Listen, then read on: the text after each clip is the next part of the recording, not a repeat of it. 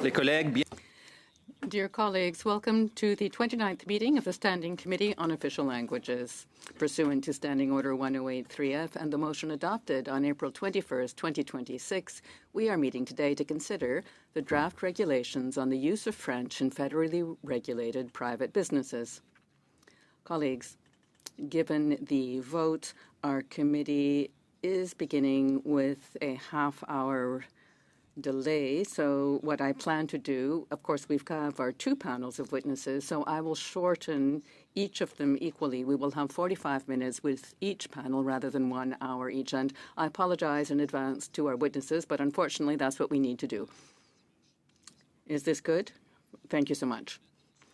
I'd like to welcome our witnesses from the Association Canadienne Française de l'Alberta. We have Nathalie Lachance, who is the president, welcome, and Isabelle Laurin, the executive director, both with us by video conference. You will have 5 minutes to deliver your opening remarks. Afterwards, we'll proceed to a question and answer period with the committee members. Ms. Lachance, you have the floor. Thank you, Mr. Chair and members of the committee. My name is Nathalie Lachance, and I'm the president of the Association Canadienne Française de l'Alberta, or ACFA, and I have with me today Isabelle Laurin, our executive director. I thank you sincerely for inviting me to testify you as part of your important study on the draft regulations on the use of French in federally regulated private businesses. In 2026, the ACFA will celebrate its 100th anniversary. Since 1926, our organization has worked to defend the rights, achievements, and vitality of Alberta's Francophone community. 100 years after our founding, the community is very much alive. More than 260,000 Albertans are able to hold a conversation in French today. Alberta's Francophone community is present in all regions of the province. It's a historic community as well as a community experiencing strong growth, in particular thanks to Francophone immigration. The ACFA generally supports the recommendations made by the Federation of Francophone and Acadian Communities of Canada.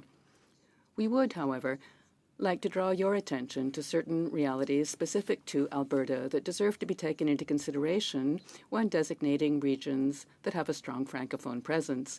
First, we welcome the recognition of part of Edmonton as being a region with a strong Francophone presence.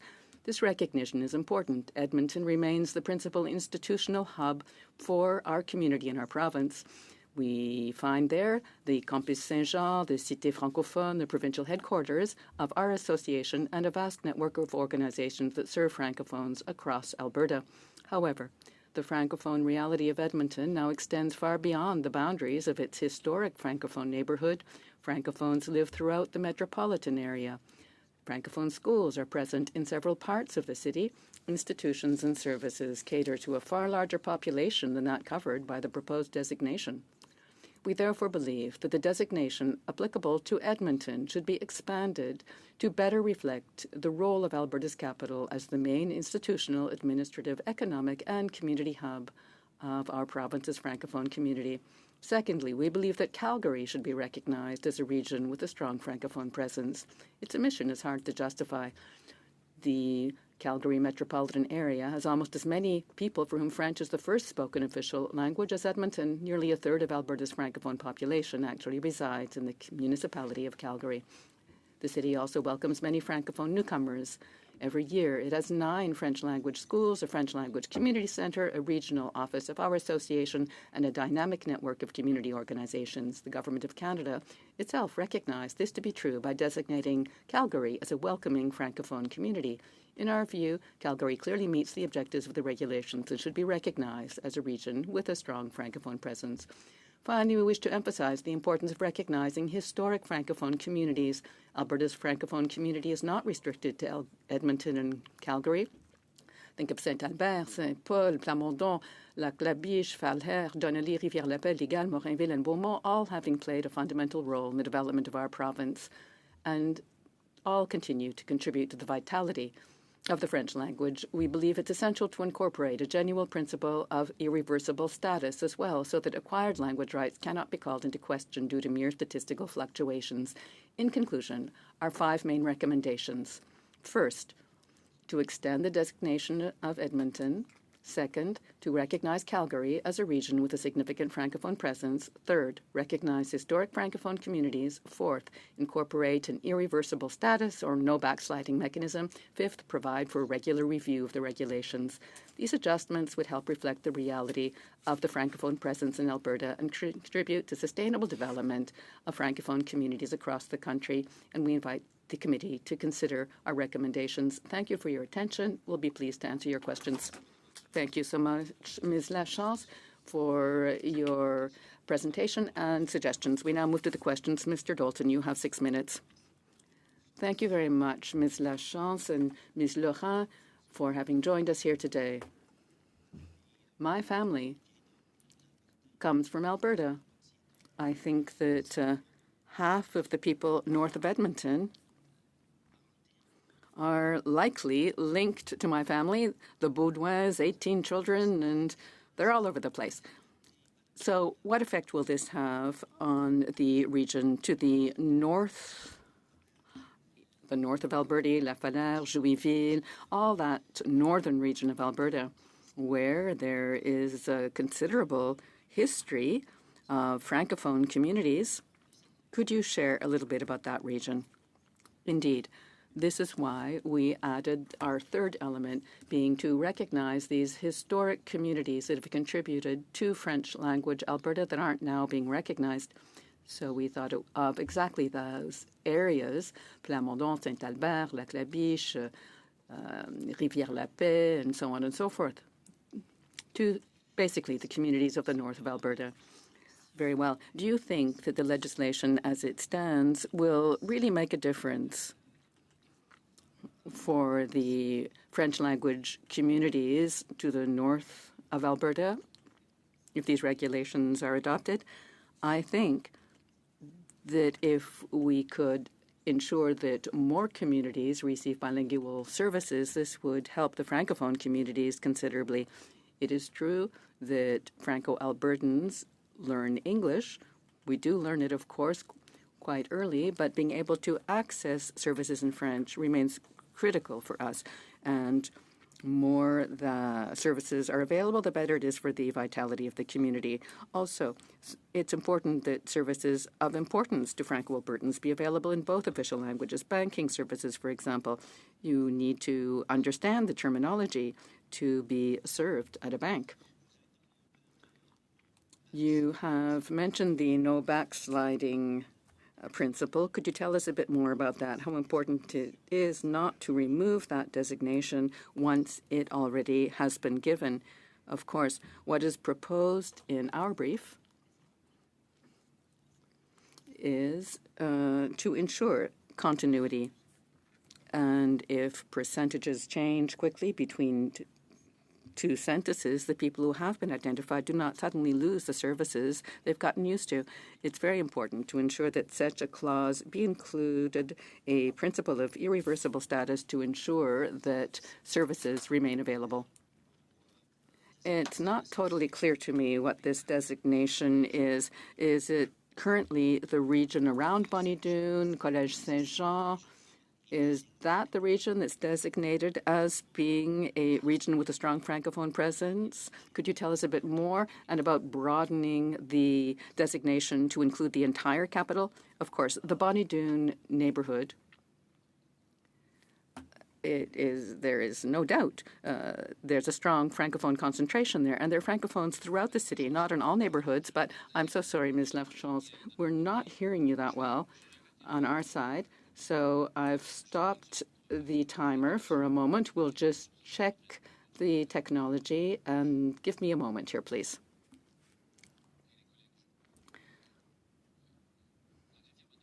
The clerk has asked me to suspend for a few moments for our technical team to solve the problem. Very sorry, Ms. Lachance. We'll be right back. Thank you.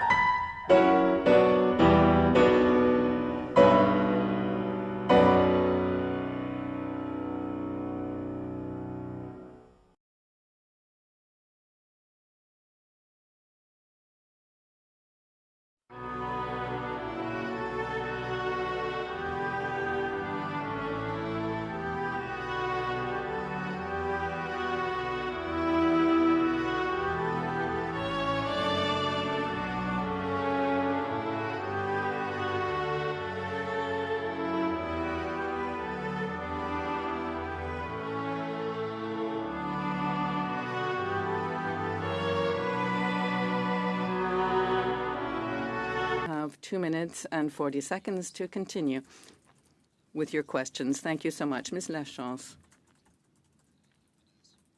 I have heard from the Federation in British Columbia that they are not totally pleased with the regulations, not totally happy with them, because they don't see applications of them where they are. I'm in BC, and we've heard this about Nova Scotia as well, and other areas, other regions. So it seems to me that you're positive about it, perhaps because you've got a region where this is going to apply. Is that the case? No. When I see the potential of what could take place, it's clear that the current designation, which would lead to there being only the Francophone area being identified as a zone that can have French services, is unacceptable for the Francophonie of Alberta, the Francophone population of Alberta. It's much too restricted. That neighborhood, there's just one area where there are a few services for people who know Edmonton well. That's around the Bonnie Doon Shopping Centre, but it's not a shopping centre that's in the greatest financial health. So would this become an obstacle, a barrier for some enterprises that would, businesses that would decide to leave that area? We see there's a potential here, but what we're asking for is a broader designation, a larger territory. Do you think that businesses in that region, will they be positive about this? Will they react positively to these changes? What do you think? 55 seconds left.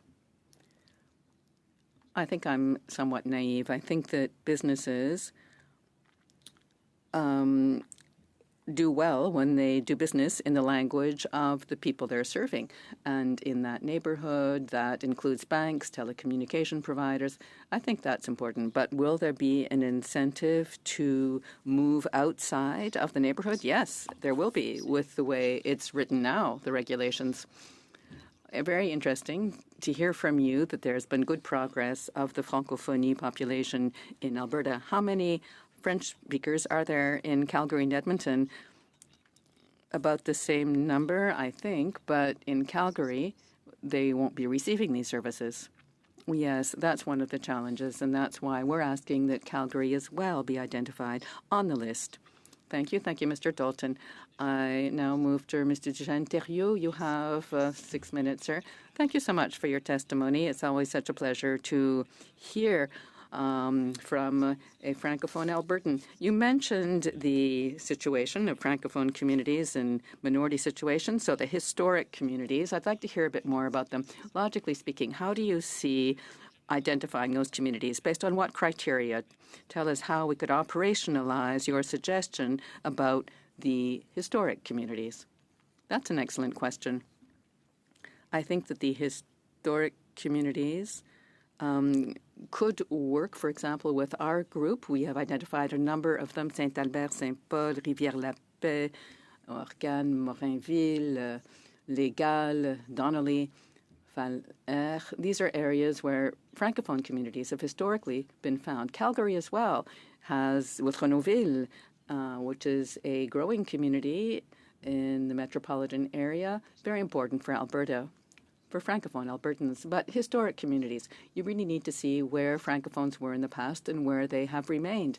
We have communities that have that type of vitality that needs to be supported. We have populations that are now aging. We need to ensure that they have services, and we need to ensure that newcomers are attracted to these areas, that see that there's hope and vitality in these communities for a better future.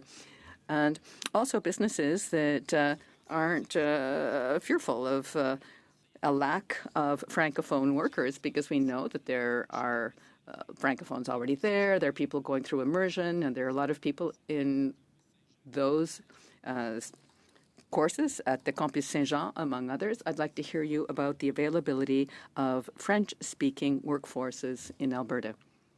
There are two aspects. Let me start by mentioning a study carried out by the University of Alberta saying that there was a lack of opportunities to work in French, or at least in French and English in the province. Thus, Francophones didn't go to that province.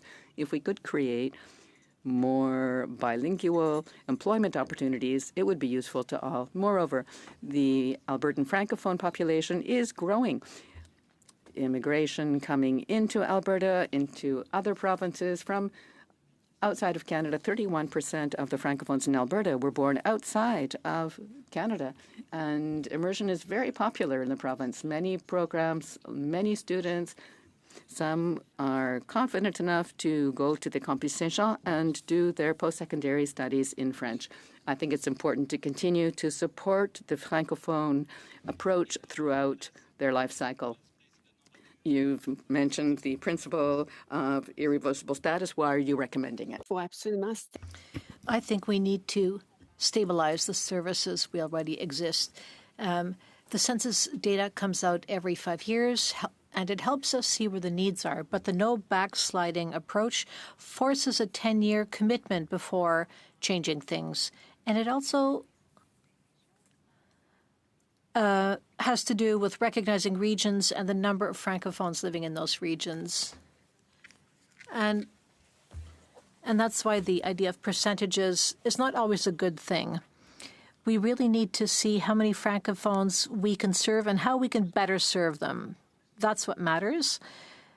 And we have to see where Francophone schools are and where we can create life in French, a community in French, and that's good for everyone. You said to extend the designation to Calgary. If that does not happen, what would the consequences of that be? Well, for one, when you look at the numbers, they're the same number of Francophones in Francophone and in Calgary. So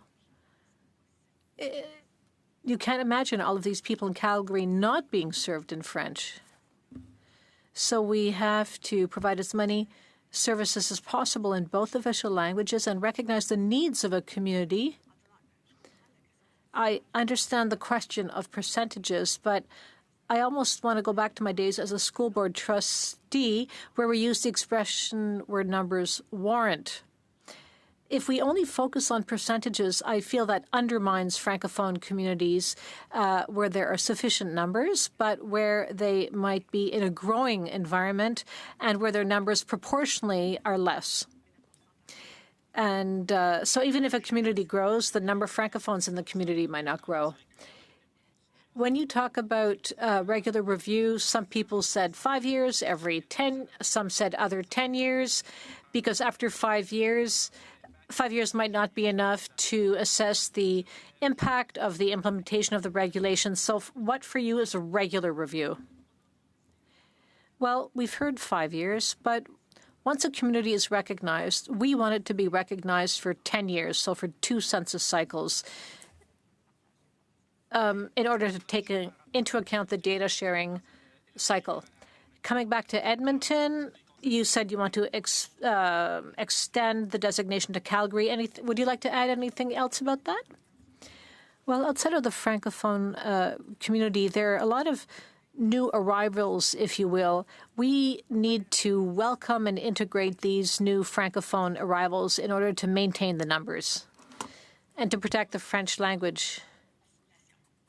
And that so they are not as well assimilated. Thank you, Mr. Deschamps-Thériault. Mr. Beaulieu for 6 minutes. Thank you. To begin, can you describe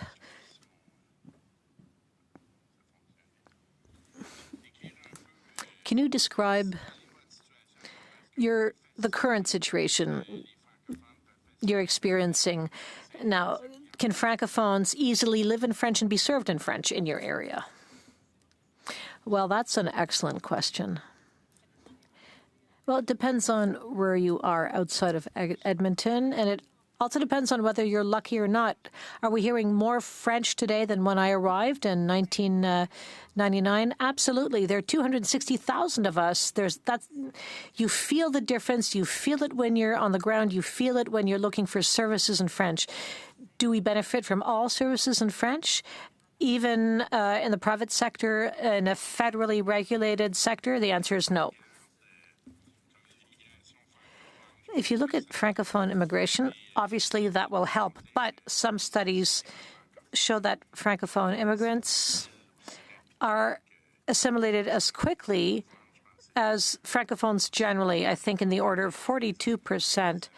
Now, given, do you think that the use of French in Federally Regulated Private Businesses Act, that this new law is going to help in the private sector and help counter assimilation? Well, I think that is the responsibility of everybody, whether you're in Alberta, regardless of where you live in Canada, or even if you live abroad. The more work is done by individuals, stakeholders, anyone to protect the French language, the better. The French language is in danger. We see it in our school system. We see it when we try to access services. If you want services in English, it's no problem. Services in French, not so easy. So whenever you can be served in French, ask for those services. And it's also really important to value the French language. Thank you. Even in this new legislation, some clauses impose the use of French. Do you believe that this should be done in federal institutions as well? Well, I believe that any opportunity to focus on the use of the French language is a good thing. We're in a minority situation, and I have the privilege of working within the Francophone Association in Alberta. For me, it's a privilege. It means I can speak French. It's not something we can take for granted in our neighborhoods. Again, the more opportunities there are to live and to live in French, to speak French, and the more we can transmit this love of the French language and the French culture, the better. I believe that in the brief of the FCFA, they mentioned it's important to have an active offer of French services. People are used to being served in English. They won't automatically ask for services in French. There's also the matter of signage. Perhaps more signage should be done in French. Maybe that'll happen outside of Quebec, but within Quebec, the French language has to dominate in signage. I don't know what else could be done to identify businesses that fall under the new legislation and to promote the use of French. I think those are good points. I hope you can hear me. I can actually hear myself. The policies of the city of Edmonton now ask users which language they ask for to be served in. I took a flight the other day and paid attention to whether services were provided in both official language. And it's really important, therefore, to have visibility for the French language. And it's very important to hear the French language around us. Do you believe that the federal government will be open to covering more sectors where the Francophone presence is more significant, in line with your recommendations? Well, I believe if the government wants to be consistent with the Official Languages Act, we should go back to the where numbers weren't concept, to go back to the original legislation of 1971. So, yes, we need to extend the act to those communities. I think it's fairly easy to attract Francophone immigrants, but to get them to integrate into Francophone communities, that will be a lot more difficult, and that's where the work will have to be done. You have 35 seconds left. Would you like to add anything? Well, here in Alberta, there's a lot of good work being done with regard to inclusion. I really want to say that the Francophone communities are doing outstanding work, and the school system is showing us the way. Thank you, Mr. Beaulieu. Before continuing with round number 2, Madame Lachance, the technicians asked if you could unplug your headset and replug it, perhaps that'll help with the connection issues. C'est ça. OK. On peut continuer? Oui. OK. Donc, les collègues, on va continuer avec la deuxième ronde. Colleagues, will continue with the second round. I will have to shorten the time for questions. I'll begin with Mr. Godin for 4 minutes. Thank you, Mr. Chairman, and thank you, Madame Lachance and Ms. Lorrain. It's a real pleasure to have you at this meeting. First, I have a more general question. It's been 100 years that your organization exists. Can you describe how the French language has evolved over the last 20 years in Alberta? Have things improved? Have they worsened? And where are we at today? Well, there have been ups and downs.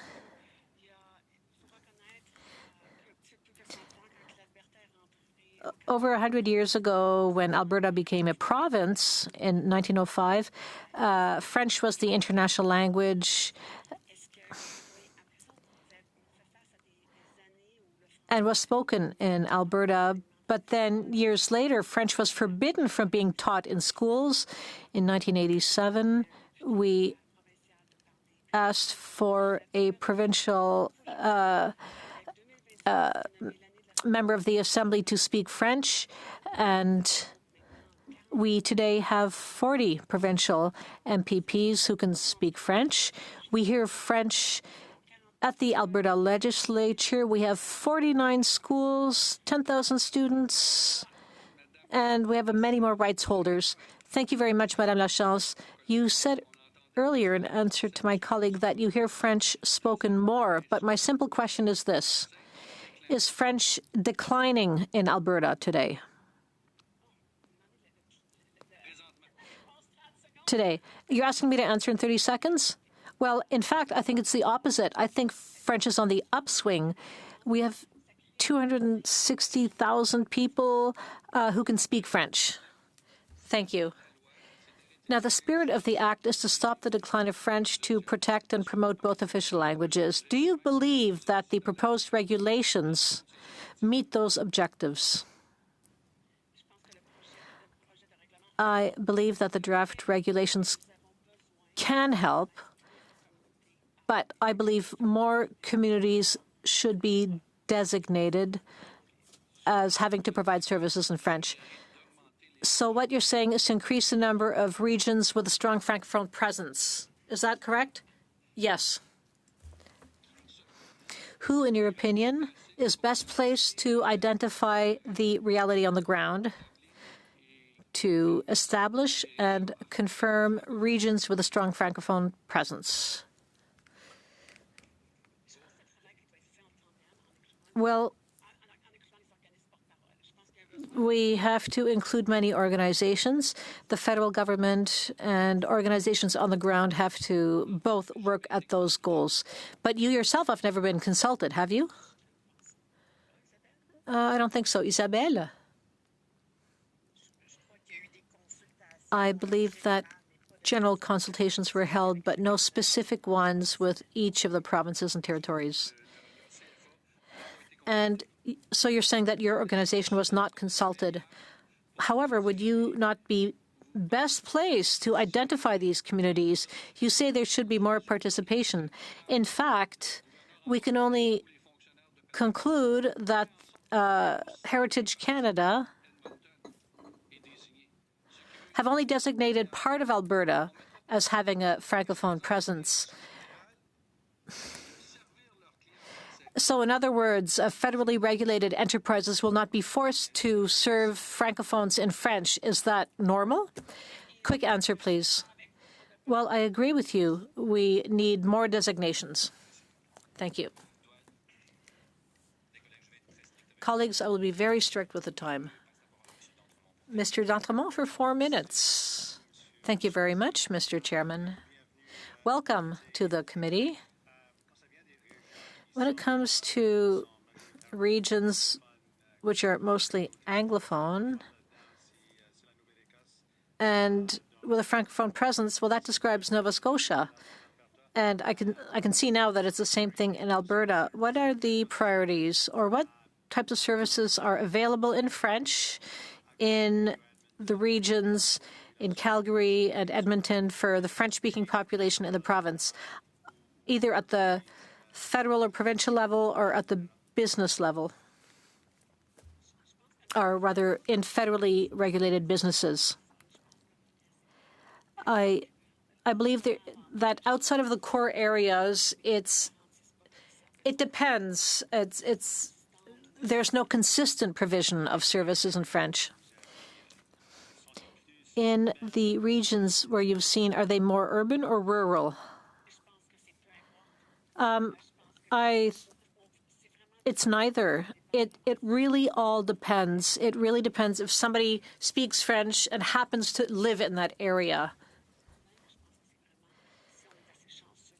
I think it's a matter of luck. You might be lucky to have French-speaking employees, and they could provide services in French. But again, it's very unpredictable.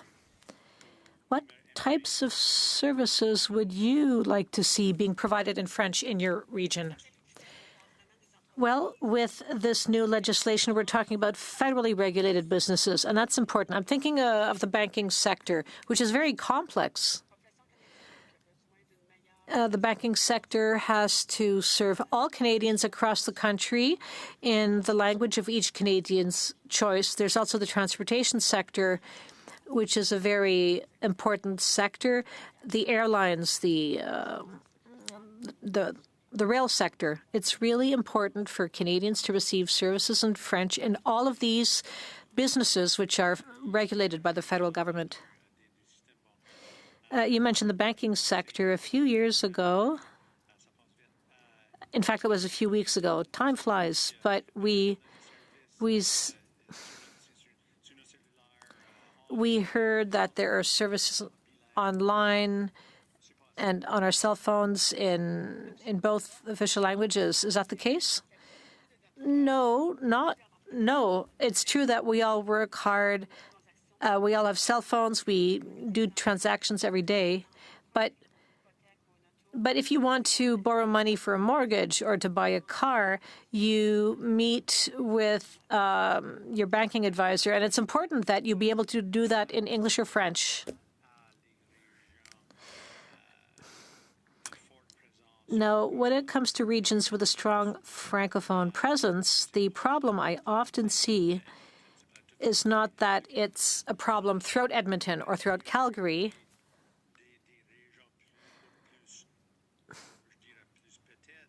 So again, we shouldn't focus on big cities. We should look at smaller areas where there should be French services, and perhaps they should be provided differently from a big city.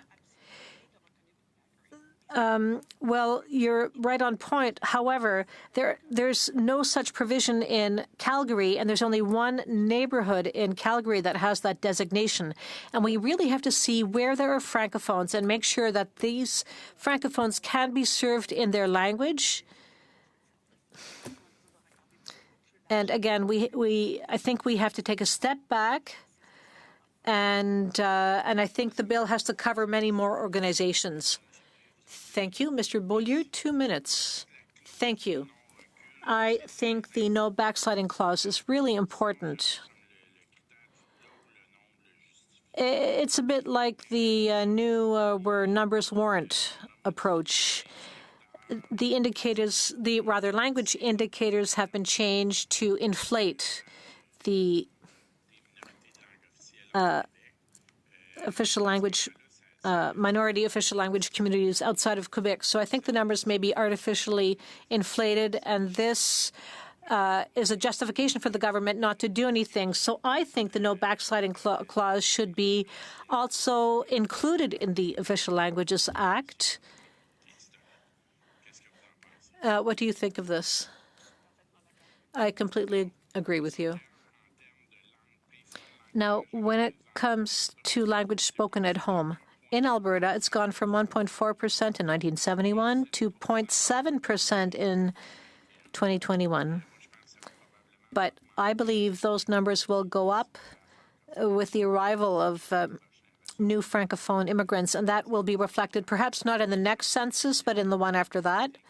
And if we can integrate those people, I believe that'll help us greatly. What do you think of this? 37 seconds left. Well, there's no doubt that immigration is a factor of growth for Francophones in Alberta. If we don't help people live into French and work in French, well, the assimilation rate will keep on going up. So it's really important to find ways to help people live in French and to have more regions which are designated under this legislation. Thank you, Mr. Beaulieu. Your time is up. I will now move to Mr. Godin for 4 minutes. Thank you, Chair. A little earlier, you spoke of where the numbers warrant, and you used a criteria that has not been taken into consideration so far, being the presence of schools. I think that you could make a recommendation to us, this is what I'm suggesting to you, to the effect that we request of Heritage Canada that it go back to the drawing board and include a new criteria, being the presence of schools, and to involve organizations working and present in the field. What do you think? I think that's a good idea. Doubtlessly, schools are at the very heart of our communities. They, of course, we recognize that we work closely with our school students, and a Francophone community grows up around that. A number of people have moved to be close to schools, and we could provide more incentives to create more synergy around their existence. Good, we agree. You spoke of ensuring that we reevaluate regions with a strong Francophone presence every 10 years, being every 2 census periods. When we consider an irreversible status, why should regions be sort of reviewed from one census to the next? Could we not include a clause to the effect that the department foresee a more stringent mechanism if we want to grow Francophone presence across the nation? And in Alberta, in this case, we should not put any region at risk from one census to the next. We should, as you say, work with history, ensure that communities continue to grow. We want to grow Francophone presence in Canada, so we need to ensure we provide ourselves with means to do so. What do you think? I think that's an excellent idea. I think we've been very conservative in our request, and I like yours. All right, then. I suggest that you provide us with material if you are able to provide us with specific recommendations based on what we've just discussed. That would be a good opportunity for you, I believe. You have mentioned these historic communities. How could we exclude regions that allowed the Association Canadienne Française de l'Alberta to actually celebrate its 100th anniversary this year? You mentioned several of them, Saint-Albert, Saint-Paul. This is incoherent. We say we want to put a stop to the decline of French, yet we're strangling these small regions and small communities that, in my opinion, is said to be justified by numbers, even though the numbers aren't really that convincing. You have a minute left. All right, wow. And it's very easy to answer that in 1 minute, of course. I think we really need to think through how we've come to these numbers.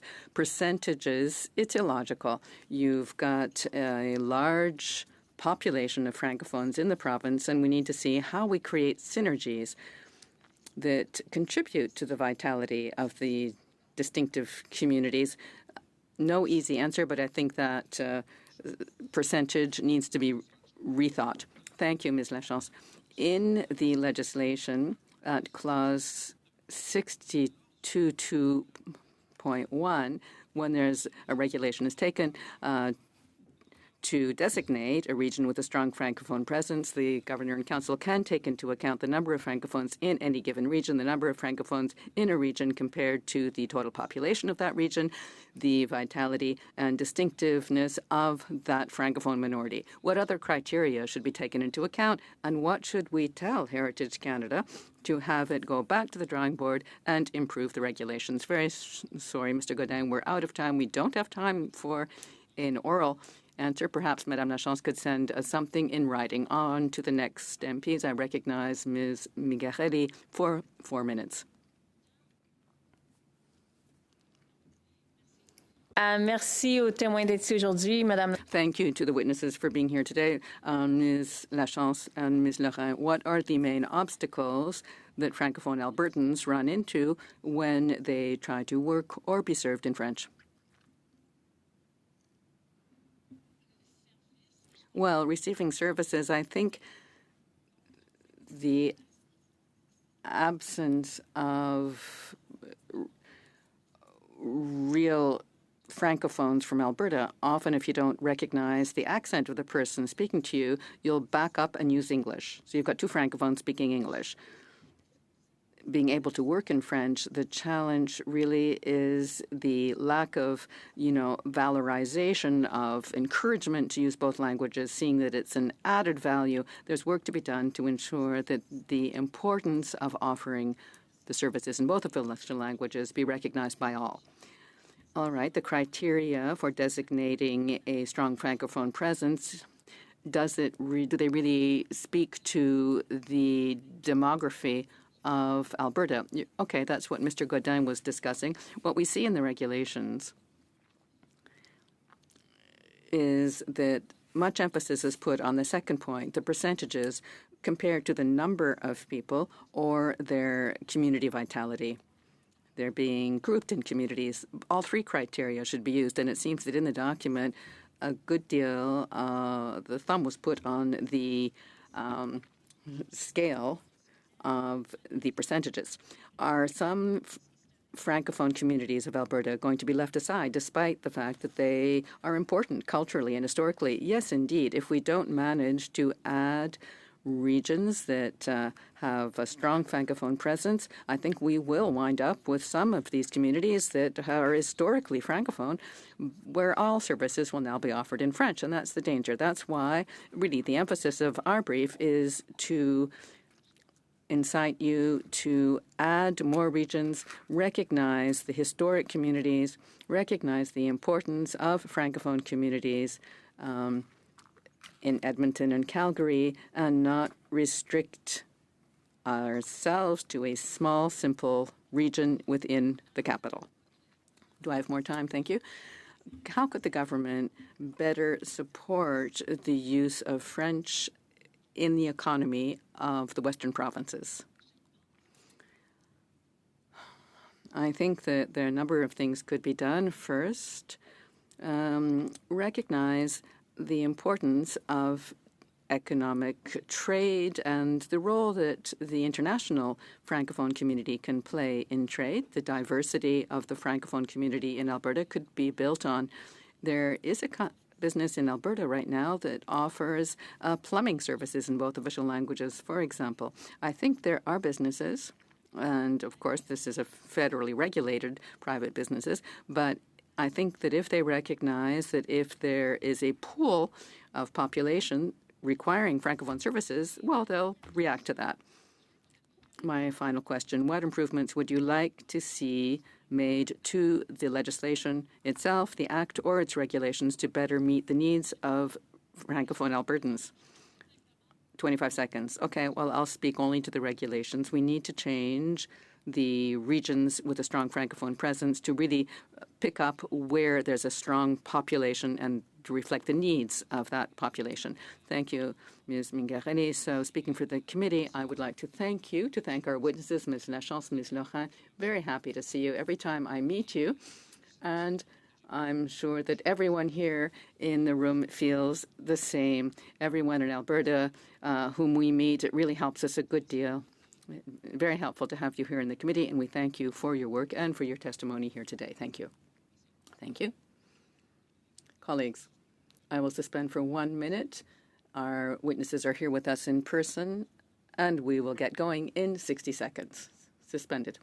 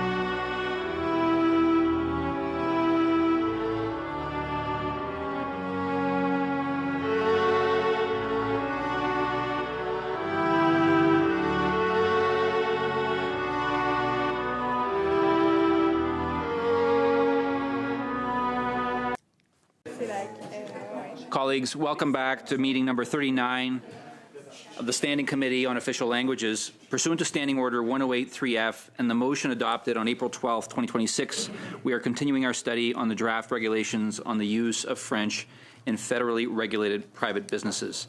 Before welcoming our witnesses, I am remiss, I didn't do this earlier. I always welcome members who are substituting in on our committee who aren't permanent members, and I'd like to welcome Mr. Krem and Mr. Gould to our committee for today's session. Thank you for being with us. I'd now like to welcome our witnesses for today. From Talking, Advocating, Living in Quebec, we have Eva Ludwig, President, welcome, and Marion Sandilands, lawyer, welcome. You'll have 5 minutes to give an opening statement, after which we'll go to questions from members of Parliament. So the floor is yours for 5 minutes. Point out that the name of the organization is TALK, and it doesn't have an acronym. That's just a tagline. Oh, wonderful. It's a play on the word talk. Okay.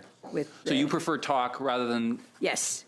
Talking, Advocating, Living Quebec, you prefer yes, talk? Yes. Talk it is. Thank you. Thank Merci. you. The floor is yours. Okay. Bonjour, Monsieur le Président. Good day, Mr. Chair. Thank you for the opportunity to appear here on behalf of TALK, which represents Canada's English linguistic minority community, the English-speaking community of Quebec. I am TALK's president, Eva Ludwig, and with me is our counsel, Marion Sandilands. Before turning to the regulations, I would note briefly that this committee plays an important role in examining Canada's official language framework, including the Official Languages Act and the issues affecting official language minority communities. We appreciate the opportunity to contribute to your work. More than half of Canadians living in official language minority communities are English-speaking Quebecers. Our community is a significant part of Canada's official languages landscape, and TALK welcomes opportunities to bring its perspectives to your deliberations.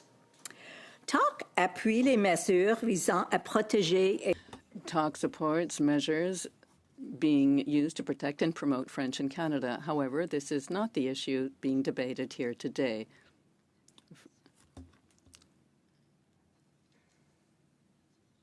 French deserves ongoing support, and the federal government has a legitimate role to play in this regard. Is the model established in the use of French in Federally Regulated Private Businesses Act and the regulations before you. In our view, this framework marks a significant departure from Canada's traditional approach to linguistic duality in federal jurisdiction.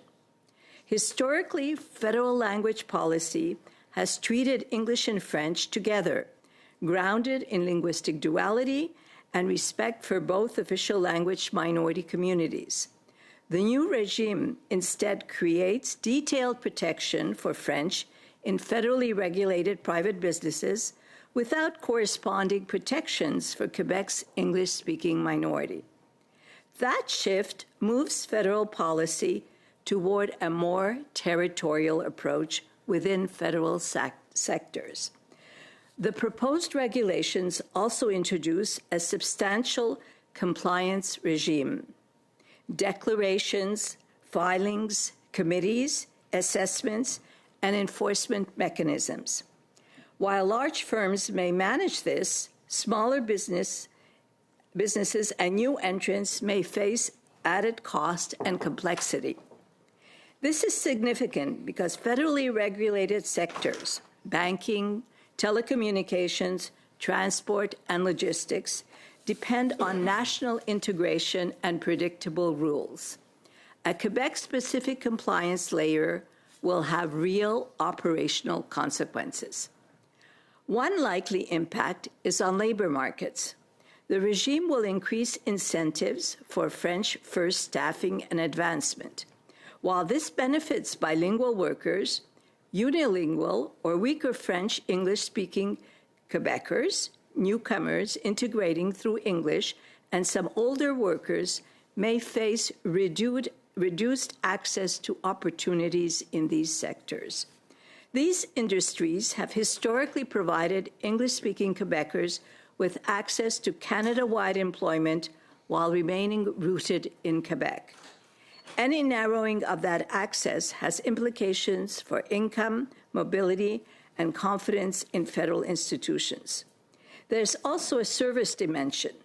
The Act strengthens the right to receive service in French, but does not create an equivalent right in English in Quebec. In some markets, English service will continue, but in others, it may become less consistent or more discretionary, particularly affecting vulnerable community members. Citizens, business employees, and minority communities are entitled to know how federal law will operate. There's also a Part 7 issue. The minister has obligations not only to promote French, but also to enhance the vitality of both official language minority communities, including Quebec's English-speaking community. We therefore believe implementation should have been accompanied by a clear Part 7 analysis setting out consultations, evidence, impacts, and mitigation measures. Without it, Parliament cannot assess whether the regime is fully consistent with the Official Languages Act. This committee has an ongoing role under Section 37 of the Act to review implementation, including its effects on Quebec's English-speaking community. To support that role, the regulation should include robust monitoring and reporting mechanisms that enable Parliament and the public to assess real-world impacts. Ms. Ludwig, I hate to interrupt you. We're about 5.5 minutes now, so we're over time.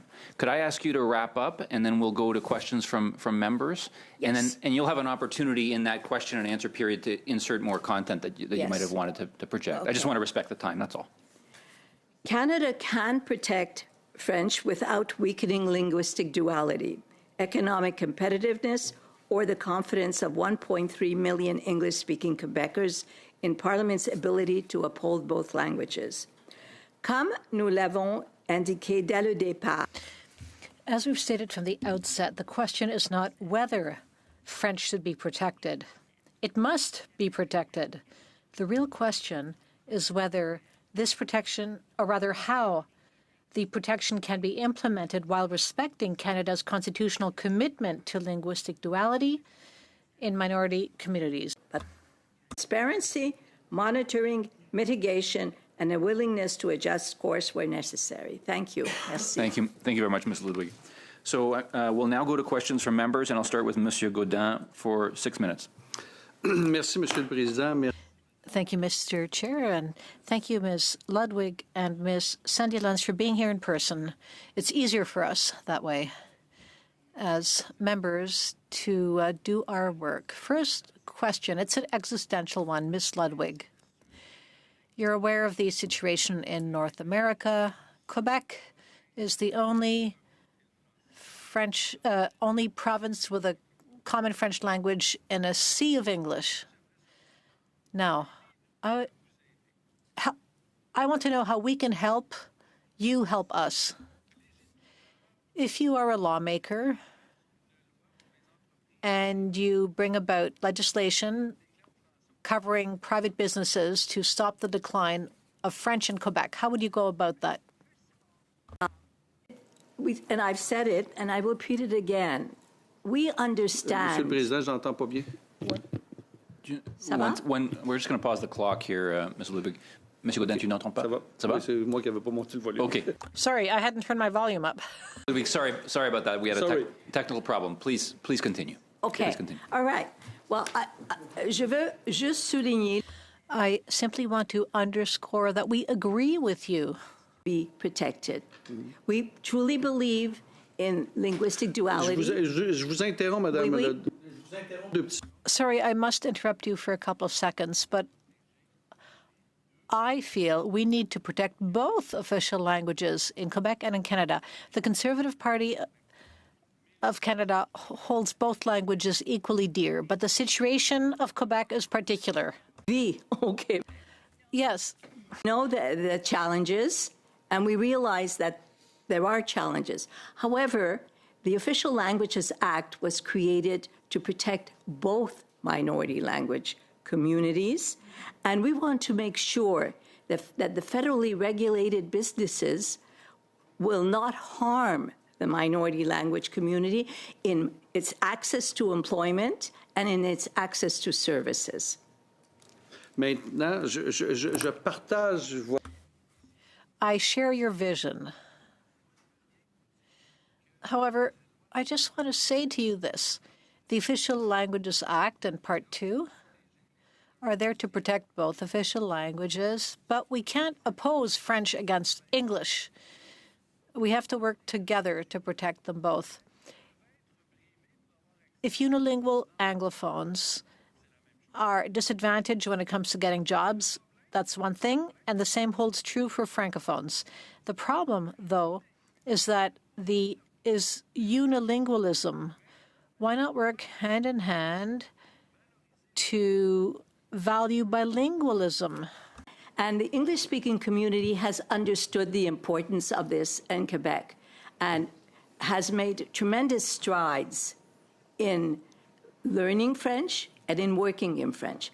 94% of English-speaking Quebecers are able to have a conversation in French.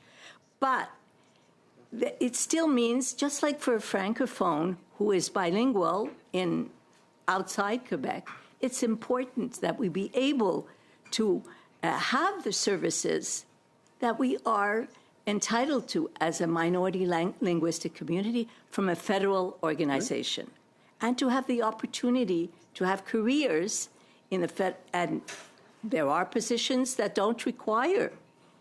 Internally, it could be a position that does not require you to deal with the public in both languages. And that is fine. You can work alone. It gives you opportunities to work, as I mentioned, in these federal organizations which are national and have a career nationally while you remain in the province that you love and work in. And certainly, I agree with you. We should be more and more bilingual, and we as Quebecers, English-speaking Quebecers, understand the importance of being able to speak French and to work in French. We just want to be respected, to be English-speaking Quebecers as well. Absolument. Mais je vous comprends, mais il faut comprendre. Absolutely, I understand. You also have to understand that the Official Languages Act is there to protect both official languages versus the other languages. Sure, the minority communities in Quebec are Anglophones. We are not working against them, but we also have to give ourselves the means to prevent the decline of French. Did you know that the most vulnerable language in Quebec is French? English-speaking Quebecers as a minority language community, we're not talking about the English language. I agree with you completely that the English language itself is not in threat.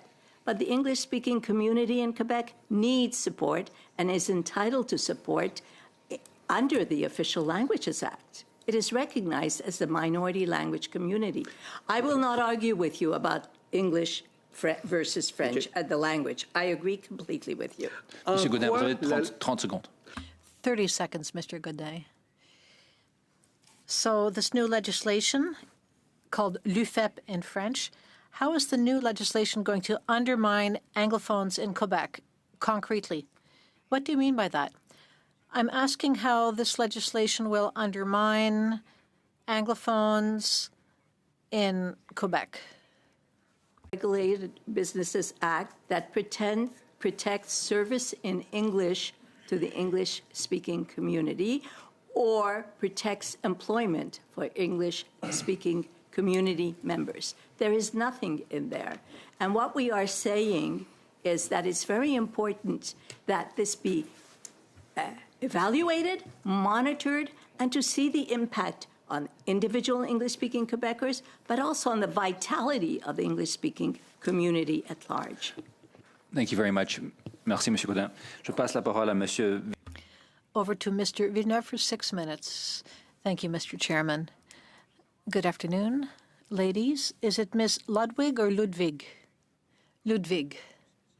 I just want to make sure I pronounce it correctly. Again, thank you to both of you for being here. As I said earlier when we spoke, I am the MP for Beaume-Missisquoi in the Eastern Townships.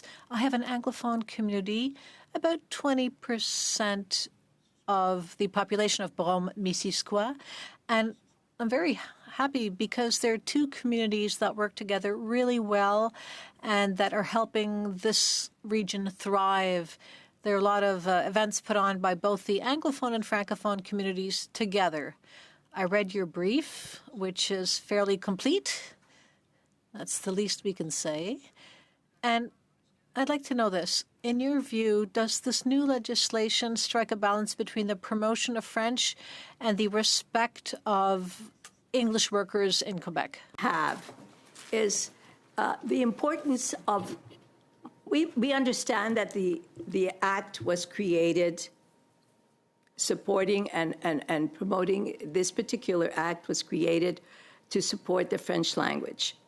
Okay, we understand that. What we want to know is how this will impact as it moves on. We were against this notion. The Act is now done. That ship has sailed. But what we are saying is this needs to be evaluated and monitored carefully with time to see the impact on employment for English speakers, but also on access to service for the English-speaking community in the same way that services now is provided by federal institutions to the English-speaking community under the Official Languages Act.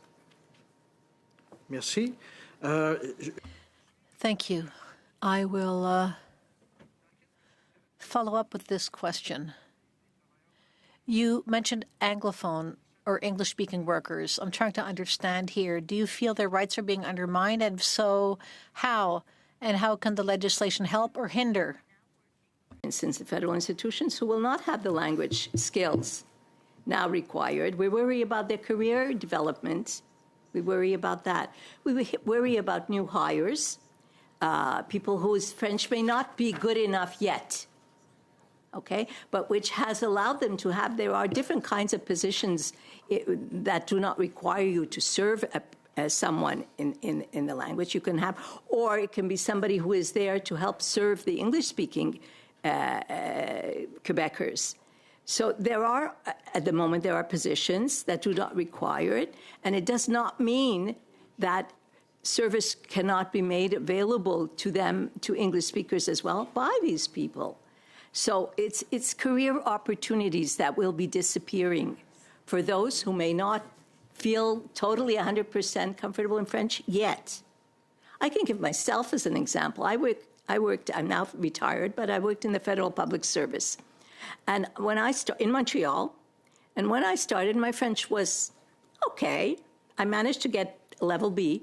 But by the time I left French, I left work. My French was much better, and I was able to be much better part of the Quebec society. And these are opportunities that will not be available in federally regulated businesses. Merci. J'ai de la misère, monsieur. Ça arrête pas le... Thank you. I've got trouble hearing because my volume seems to be cutting out and going down. What's going on? The volume is just going down. At a certain point, I'm listening, and then the volume goes down to nothing.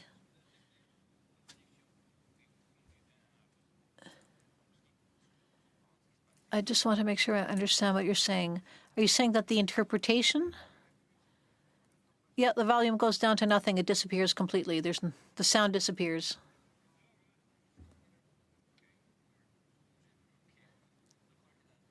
Okay, so we're just testing right now. The clerk is just testing the audio on the that Monsieur Villeneuve is raising a problem about. So I don't know if is this helpful. Moi, je l'entends bien, mais... Ça tombe. Je vais garder mon oreillette. Je vais garder mon oreillette. On va regarder oreillette. ce que ça donne. Ouais. Donc, Okay.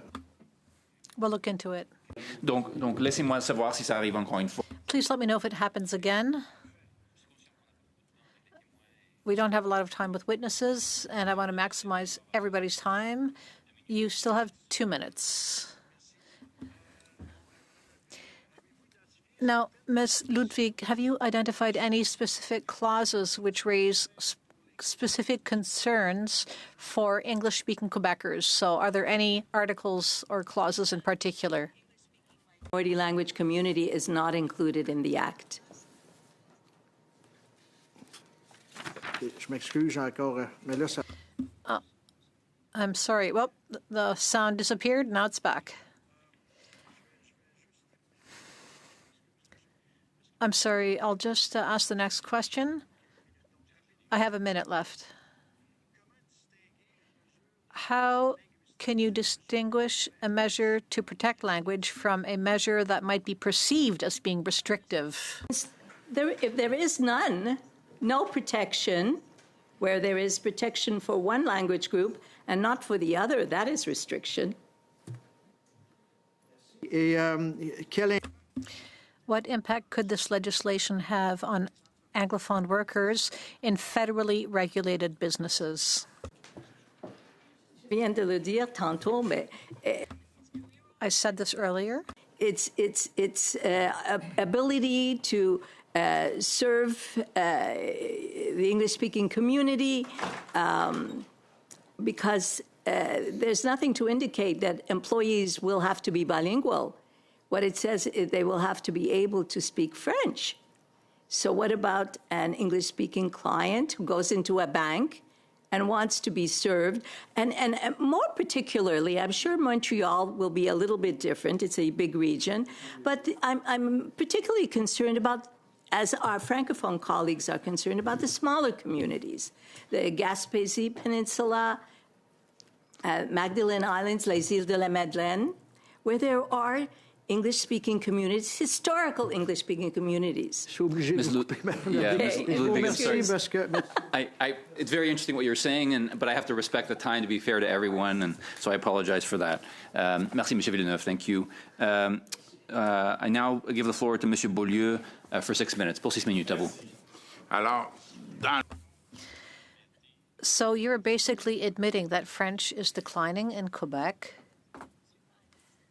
Oh, I didn't say that. I'm not a statistician. But what I'm telling you is that French is vulnerable in Canada, everywhere. And it's vulnerable in North America. That's clear, and French needs to be protected. Compared to Francophones outside of Quebec, it's not at all the same. So Francophones outside Quebec, so a woman who doesn't get served in French outside of Quebec, that's her daily bread, because there are very few French services in the rest of Canada. So it's not at all the same situation as Anglophones in Quebec.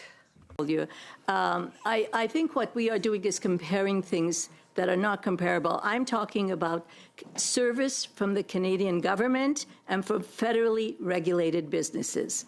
And I understand that federally regulated businesses were not obligated up until now to provide services in both languages. Under this Act, they are now obligated to provide services in French as well, and it's excellent. There's no problem with that. I have no objection. I think it's important. What I'm worried about is the possibility for English-speaking Quebecers to continue to be able to go to the bank and to be able to get their service in English. That's what I'm worried about. Moi, je ne m'inquiéterais pas trop de ça, parce qu'en ce moment, la langue de... Well, at the moment, the language of work is on the side of English, and the French language is declining in Quebec. French is declining. Well, you should know this because this is your area of expertise. You're only looking at the statistics for English, but if you look at English, it's gaining everywhere, gaining ground everywhere in Quebec and everywhere else.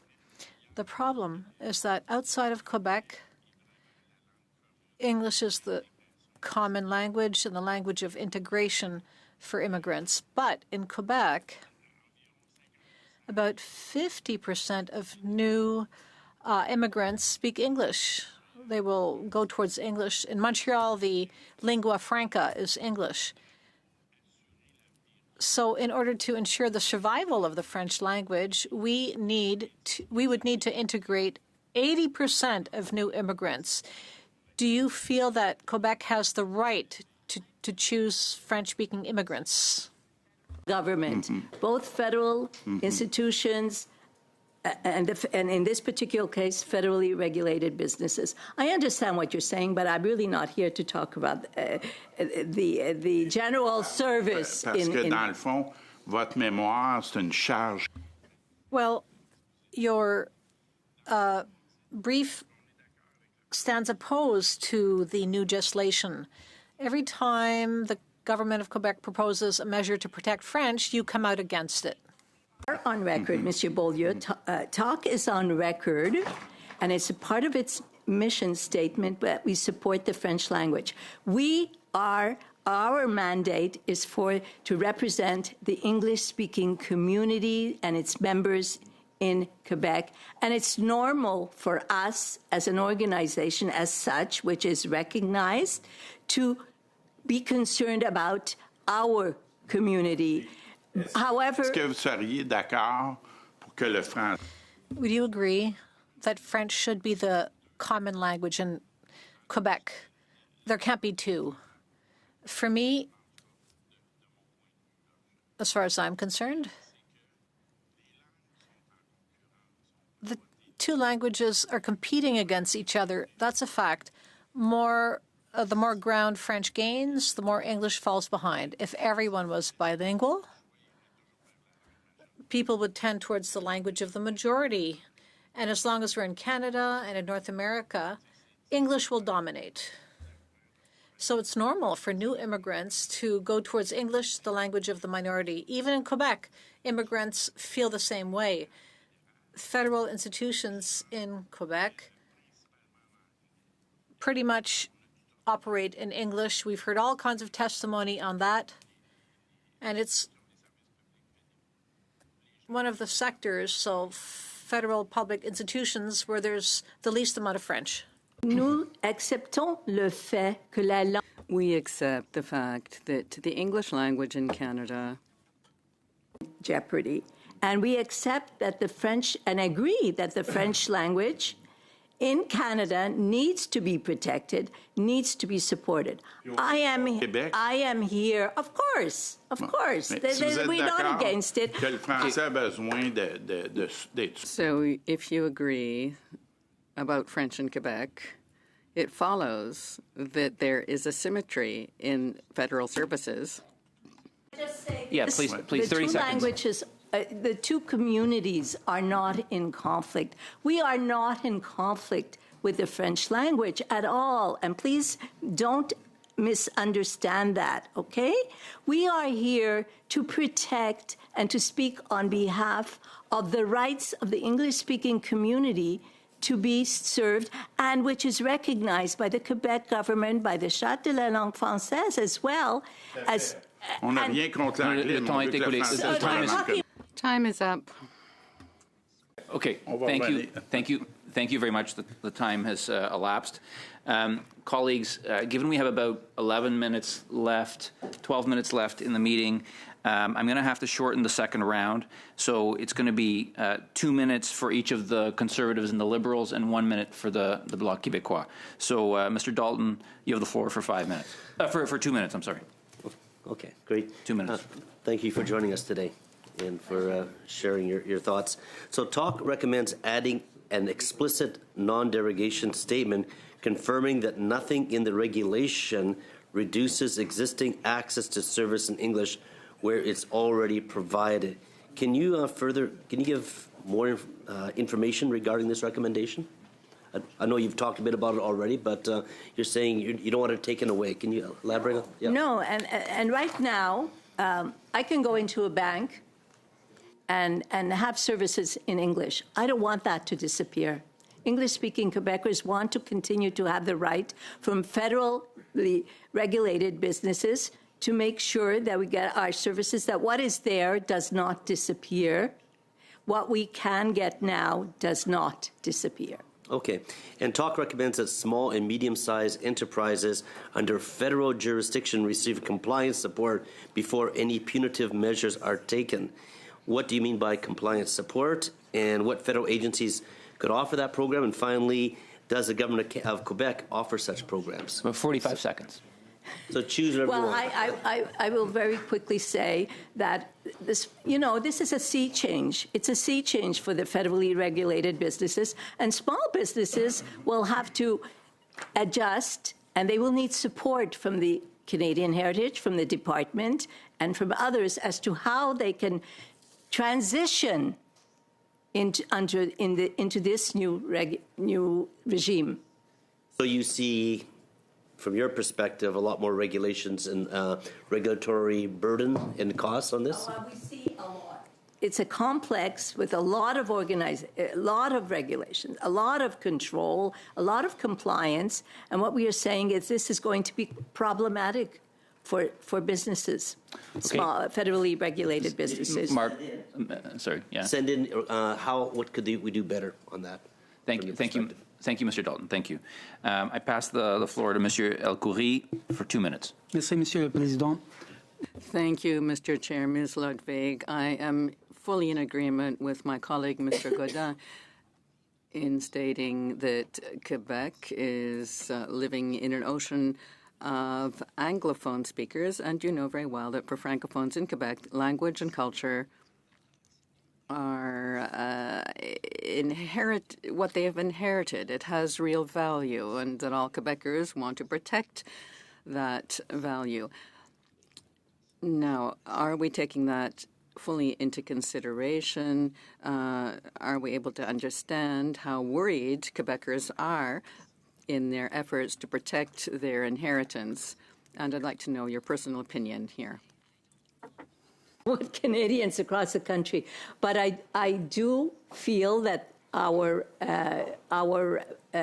colleagues, our confrères in the rest of Canada, the Francophone community, needs support and needs the support of the Canadian government to ensure their existence, to ensure their continuity, to ensure their vitality, to ensure that they have access to French language services. And we don't object to that. Not only do we not object, but we support that. We think it's important. Yes, you're right. It's important. Yeah, and I'm proud of bilingualism in Canada.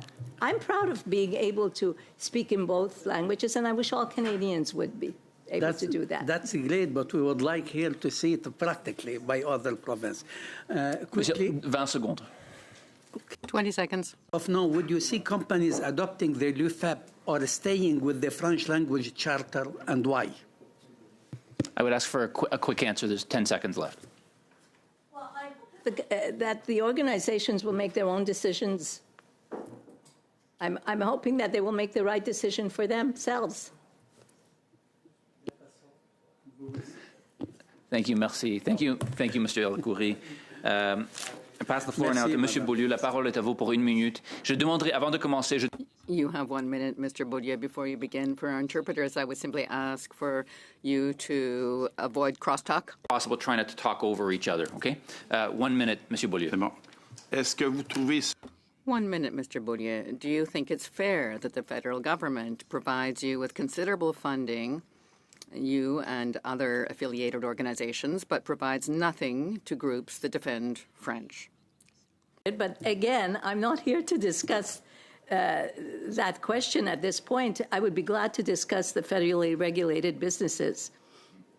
Mais Yeah, okay, but do you agree that, well, you're saying that even Anglophones, 84% of them speak French, but the data from Statistics Canada about bilingualism in Quebec is 69%. That's about it. It's risen by 2% since 2001, and Francophones are more and more bilingual. So would you agree that, normally speaking, even Anglophones should be able to speak French when they exchange with other citizens? Classes. French immersion was created by the English-speaking community because we understand the importance, and we respect that. But we also want to be respected as English-speaking Quebecers, the other official language minority community in Canada. Thank you very much. Merci, Monsieur Beaulieu. Thank you, Ms. Ludwig. I would now pass the floor to Monsieur Godin for 2 minutes. Merci, Monsieur le Président. Avant d'aller plus loin, Thank you, Chair. Before we go further, I'd like to go back to an adjournment debate which was put forward on the 26th of May last on a motion that I had made, and I'd like to return to that debate. Please let's remember that in 2021, Mélanie Joly, who was Minister of Official Languages at the time, quite simply tabled a press release the 5th of March 2021 to the effect that a expert consultants committee working group be created to work up tools on for the modernization of the Official Languages Act, such that, unfortunately, Ms. Joly had written a white paper on this, but there was a change of a sea change, basically. The ministers were switched out, and Ms. Petitpas-Taylor was given what had been Ms. Joly's responsibilities. I say Petitpas-Taylor, it might have been Mr. Boissonneau, but in any case, the point has been made. And we in the committee had discussed on the 26th of May this matter, and Liberals had voted against that situation, against the motion that I had presented, which was simply that we receive the results of the study carried out by these experts so that we could provide Heritage Canada with tools to increase its efficiency and efficacy. We never did get the results of the expert committee's work, and I requested in the 26th of May motion. Let me interrupt you for one moment, Mr. Godin. Your 2 minutes are through now, and I've let you speak for your 2 minutes. But now, if you wish to return to that debate, we need a motion. Would you like a motion that we reopen the debate? It's a dilatory motion because if that's the issue. It's a question we must put to the committee. May I ask? I understand that I lose my right to speak now, but had I not stopped talking, I would have been able to continue talking? Point of order.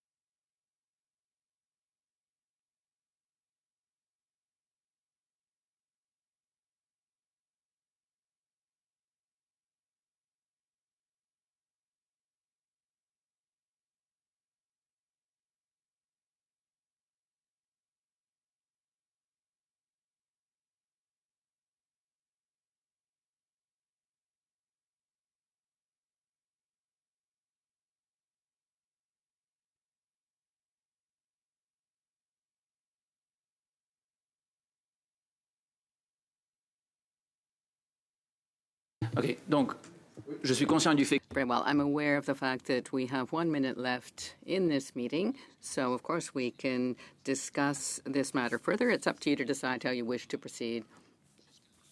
It has not been clear to me until later in your presentation that you were proposing that we reopen the debate.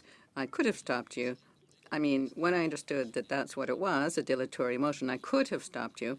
In fact, that I was obliged to stop you. I didn't because I treated what you were saying as being part of your 2 minutes allotted to you in any case. But anyway, whatever the case, had I interrupted you after 30 seconds, let's say, we would have had to vote on what you were proposing. Now, the meeting is nearly over at this point. I'm not sure if this is important, but look, at this point, what I suggest is that if you wish to open that debate, it's a dilatory motion, that we vote on that dilatory motion, and then we proceed based on the committee's will. And if the motion is not carried, then we'll be back to the meeting, which is nearly over, and in a case you have used your 2 minutes one way or the other. That's my position. So is it a point of order?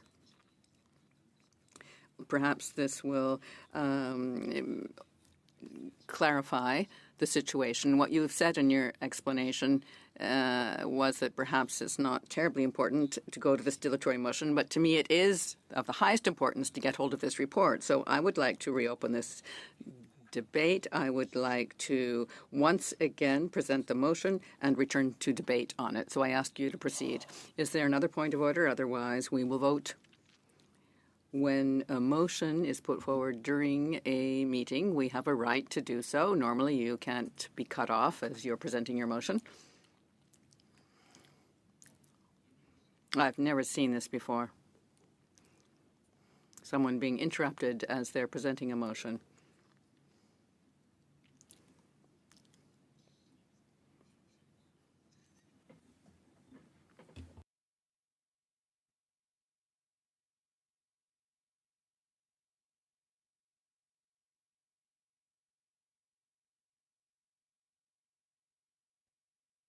OK. Donc, pour moi, All right. In my opinion, I'm not sure if this will make a difference given that the meeting is over, but on your point of order. Yes, but you put forward a point of order, didn't you? Mr. Chair, I requested that we reopen the debate on the motion. Mr. Beaulieu then interjected a point of order. So you're speaking to me, but you had already given me an answer. That's no problem. I can hear you again, of course. But it's Mr. Beaulieu who interjected the point of order.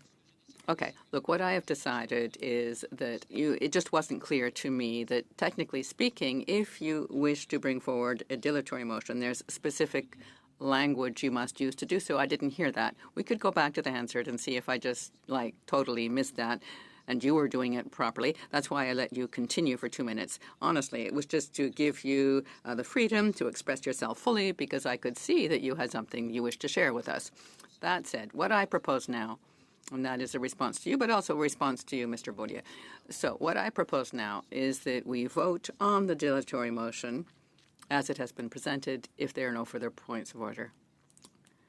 Thank you, Mr. Chair. The question is that the committee return to debate on the motion put forward by Joël Godin on the 26th of May, 2026. Madame Chenette. No. Madame Mingarelli. No. Monsieur Villeneuve. Non. Monsieur d'Entremont. Monsieur Elcoury. Monsieur Godin. Oui. Monsieur Gourde. Oui. Monsieur Dalton. Certainement. Mr. Cram. En faveur de Monsieur Godin. Monsieur Beaulieu. Oui. 5 pour, 6 contre. donc je déclare la motion rejetée. So I find the motion has not been carried. And Yes. Madame Chenette, est-ce que vous voulez vos 2 minutes de... Ms. Chenette, would you like to avail yourself of your 2 minutes of question time? May I? Yes. Oh, you can't stay? No, I can't. Unless I lose quorum, I will continue with Ms. Chenette for 2 minutes. Up to you to decide.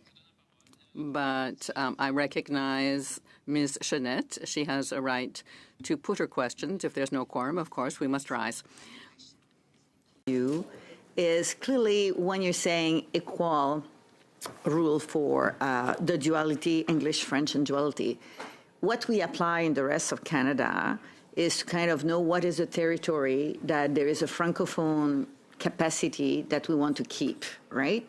And therefore, the service, we're not saying it's going to need to be delivered in French only. It needs to include French, knowing that the English is there. So it's the bilingualism that we're looking for. To clarify, do you want to have the same exercise done in Quebec to determine where are the territory there is a critical mass of Anglophone and to deliver bilingualism there, which is more Quebec? But I just want to clarify, what is your ask? No, our ask here was to make sure that there's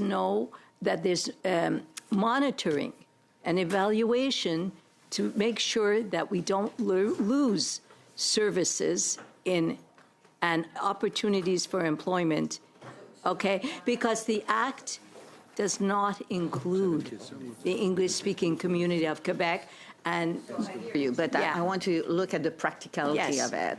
Because in order to do that, to monitor, like in the rest of Canada, we're going to be monitoring where is the Francophone community. So therefore, in order to do that in Quebec, that would mean that we would monitor the Anglophone community and see where they need to have access to the English service from a federated. falls under the Official Languages Act and the Yeah. responsibilities of Canadian heritage. So it's there. And that's why we said that Part 7, which is the protection of minority language communities, that it's very important that that part be amended to make sure that the English-speaking community's vitality is evaluated and monitored with this new act. Merci. thank you. Thank you. Thank you, Ms. Ludwig. Thank you. Thank you, Madame Chanette. Ms. Ludwig, Ms. Sandilands, thank you very much for being here. We appreciate your work, and we appreciate you coming to our committee. I think we've learned a lot from your testimony. And colleagues, we're adjourning.